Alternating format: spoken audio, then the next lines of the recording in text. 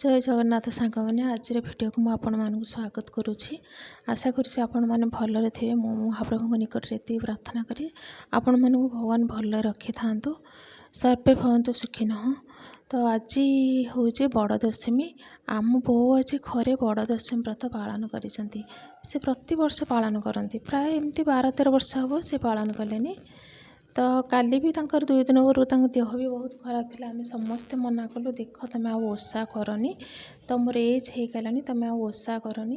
कहले नाई नाई मु ओषा करी मो धर्म मु छाड़बी मो लास्ट पर्यंत ही ओषा करी। तो काली मत गोटे कंचा बेल देते तो कंचा बेलर मत पणा बनई दे। मु कहली देखो ये भारी छंबिला कंचा बेलर पणा बने भारी छंबिला से मत काटी रेडी कर मुझे सिझे पणा बनी देती। तो पेट गैस हो ना बयस है से पणा बनी देती। आज तंकर गोटे टाइम से अरुआ खाइबे तो राति की ही से रुटी खाइबे। तो से कहली हो ये पणा करवा आज मोर प्रथम नुह 2-3 थर भी एमती मु पणा बन सारे। तो कौन जिनस से नष्ट करने देवेनि सब किसी ना किसी काम लगेदेवे। आपण मैंने कहतु तो आम मान पाखे ये सब नीति आउ ना जहाँ हम आमर सडन मु तो कहे मुझे भी पारि ना ये सब जिनस। तो तांकर प्रति कथार साइती गुण कौन जिनस को से नष्ट करने देवेनि। तो जहाँ जदि कौन किसी घरे भल मंद है सांगे सांगे पूजा सहीदेवे घरे आनी पूजा करेंगे ब्राह्मण डाकी पूजा करेंगे।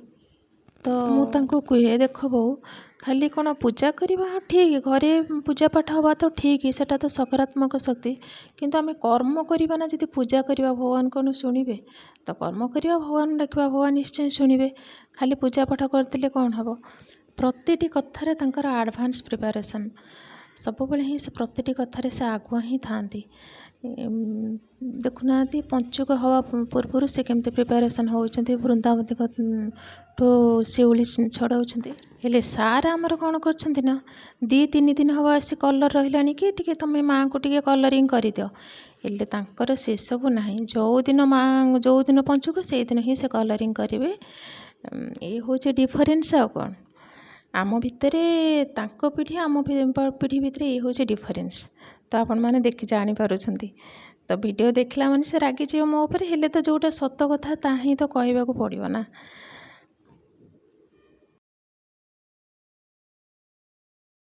मंदिर जाओ आसो से सब बेले गाधे सारापर से जीवे गच्छे पानी देवे मंदिर पूजा करेंगे मंदिर रे सेठी जाई पानी देवे 3टा चमरा से पूजा करेंगे।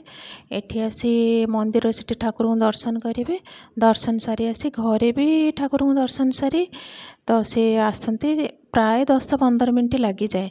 मु कहली तुम जाओ आज एत टेंशन नियो ना मु तुम अरुआ भात डालमा बन दे सारी तो शीघ्र शीघ्र टे खाईदेव कौन टे भोक पाई खाईदेव देह खराब 2-3 दिन हो तुम देह ही भल ना ही डायरिया हो जाता पूरा 2 दिन पड़ी रहा मुँह फुँ पूरा सेता पड़ जाता कि तथापि से मानुना। मुझे कहली तुम जाओ टे शीघ्र मंदिर रू आस ठाकुर दर्शन सारी कौन टे तुलसी पाईदे तापरे कौन टे खाईदेव खाईदे सारापर कि ना देह टे भल लगे एज है तो कौन करवा से मैंने तो ये छाड़बेनि ना मनरे कष्ट देख आमको लाभ कौन मिल आमको के खुशी लगेनि ना मनरे कष्ट देले सी जोटा चाहूँगी कर किसी जाएस ना खुशी ही आम खुशी से मैंने भल रही आम ही भल रहा कारण आमको भी दिने दिने ये परिस्थिति देखापी पड़ो।